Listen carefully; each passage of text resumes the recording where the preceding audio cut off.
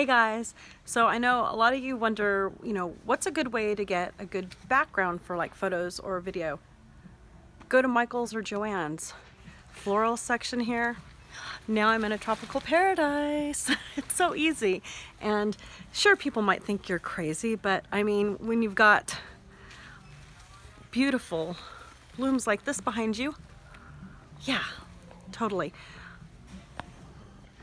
Here's some more beautiful flowers that you could use. Yeah, that went by real fast. I don't know, I saw something, a girl was doing a photo shoot, and I thought, okay, that's just an amazing idea. So, oh, here's some pink ones for spring.